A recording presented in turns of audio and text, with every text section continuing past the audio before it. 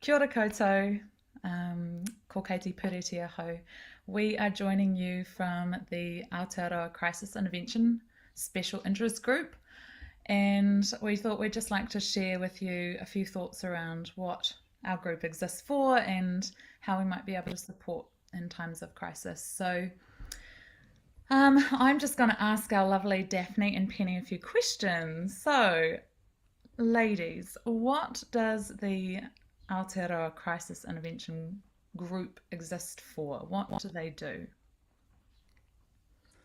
Well, the group is existing to provide a coordinated support to long and short-term needs of music therapists who are in turn responding to New Zealanders who are experiencing community trauma. And this could be both individual or group needs. And the purpose is to respond to regional and national traumatic events. Daphne, do you want to just talk a little bit about the history of the group? Sure. We've tried, Music Therapy New Zealand have tried for many years now to think about how we can respond to communities in crisis. Since really the Christchurch earthquake, where I remember sitting on council and for us, being extremely concerned about what was happening in Christchurch and wondering how we could support, but we had nothing organized.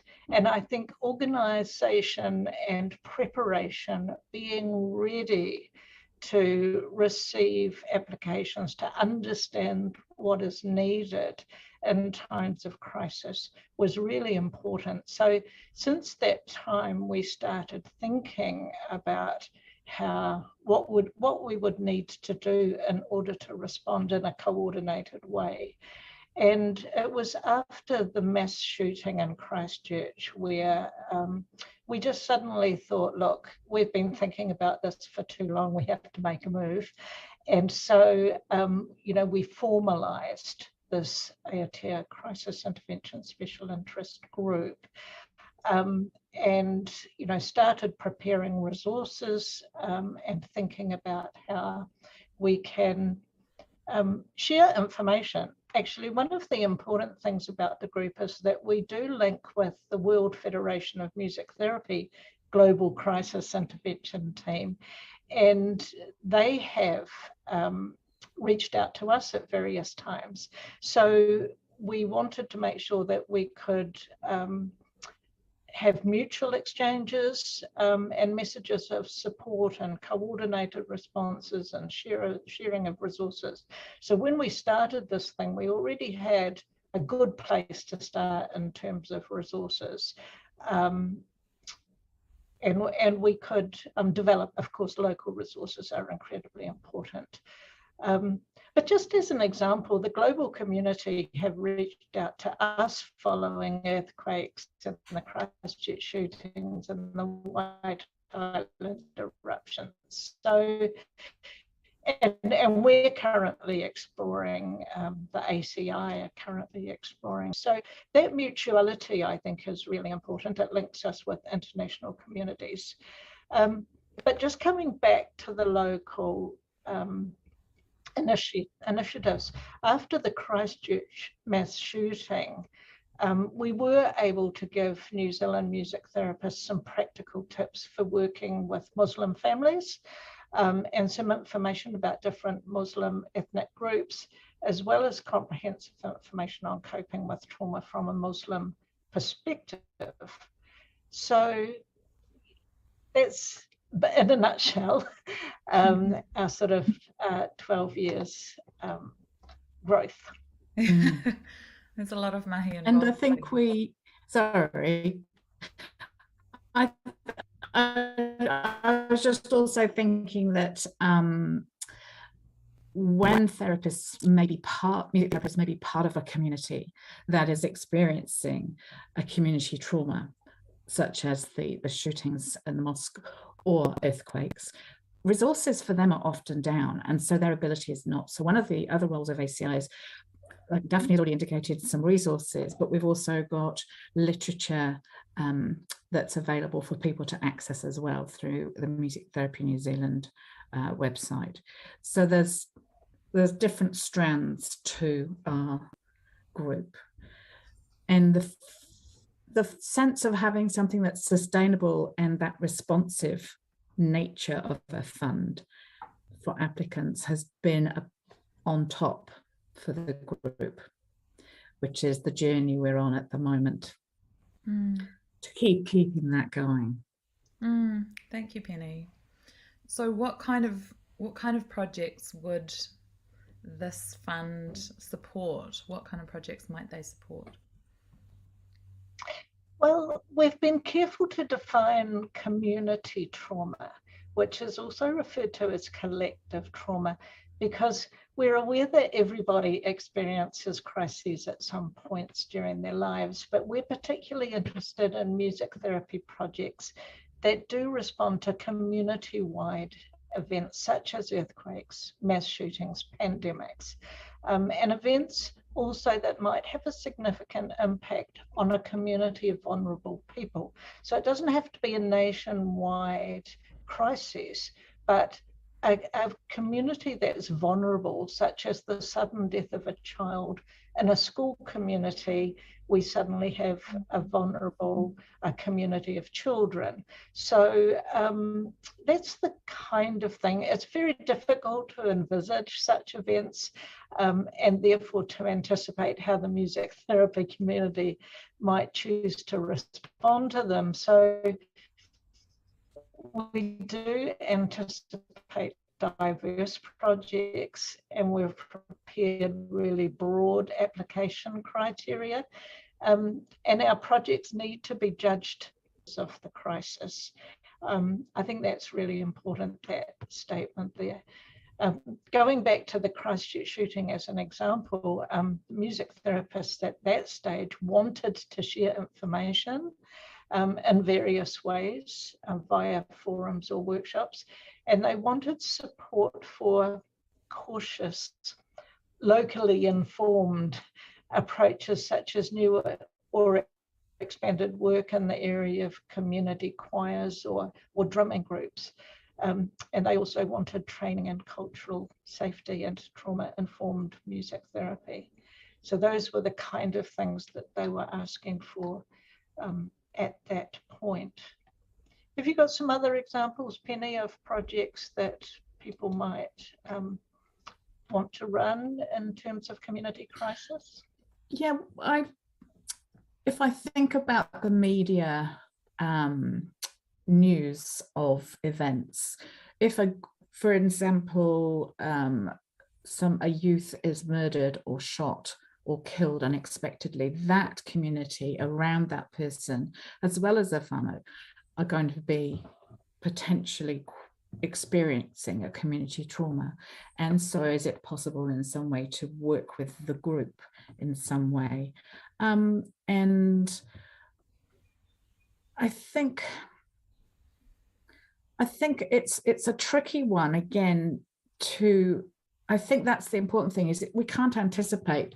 Like, I can throw up ideas about potential projects based on what we know, but then there's also what we don't know, because we can't anticipate.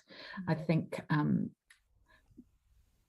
I think music therapists are very skilled in being able to adapt, and whilst also needing to be informed. And so that is also another part of a project focus. It could be that a music therapist wants to or aims to create a project to support the music therapists in a local area. How can we do that? What would be most effective? One of the examples that we did put together when we were thinking this through was an example of a webinar series. If a music therapist wanted to, for example, run a webinar series upskilling other music therapists in their use of telehealth in the wake of the COVID-19 crisis, that would be another type of project that we would look at. So as well as the direct music therapy, so the running of community choirs, drumming groups within a trauma-informed approach, is in addition to looking after music therapists. So that's a really important point, Penny. Thank you. Thank you both. That's great. So if somebody thinks, okay, I've got an idea, this is a project that I'd like to run in my community, what is the process of them then applying for this funding? Okay, well, we have deliberately asked people to submit an expression of interest in the first instance for several reasons. Because as Penny has already alluded to, when music therapists are living within a community experiencing crisis, they might not be in a position where they can develop a full application. They need to take care of themselves as well as others. So if the expression of interest seems viable, an ACI group member can be assigned to help develop the application more fully. So we want to work with people to make sure that they can do what they want to do if their project fits broadly within our criteria. And similarly, an ACI member or members might even be able to help with the writing of reports after the work project has taken place. Because we have a broad criteria, we're taking a casebook approach, which means that we're learning about what's needed as the applications come in. But we do have a thorough and collaborative approach to evaluating our projects. We have no less than 3 members of our group assessing the merits of each application. So we're very careful to be fair and ethical in our processes, while also hoping to be open and supportive and collaborative. And I think the other point to raise is that this isn't a specific date you have to apply by. So this is, it could be at any point in the year where something occurs and you want to respond with a project. The other thing is the person who would be supporting with the development of the application wouldn't be in a supervisor role. So this wouldn't be a replacement for clinical supervision. This would be in a mentoring role. And I probably think that's an important point to highlight. And it is the person who is initiating the project who is running the project. The ACI are not running the project. Absolutely, so really important. Yep. Thanks, Penny.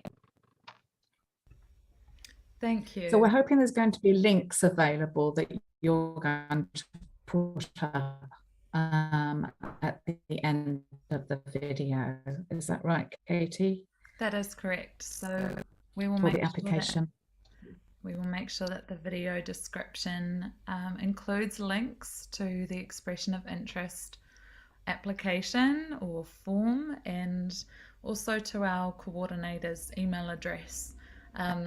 We're always here to respond to any events that may occur and wanting to be really timely in our responses. So please do get in touch. We also just have a new development happening with the group at the moment, which is that we're currently putting together a position for a coordinator role, which involves a little more promotion and fundraising around the fund. So keep your eyes open for that too. Thanks for joining us. Thank you, Daphne, and thank you, Penny, for your time. Pleasure. Thank you both. Ka kite all. Ka kite.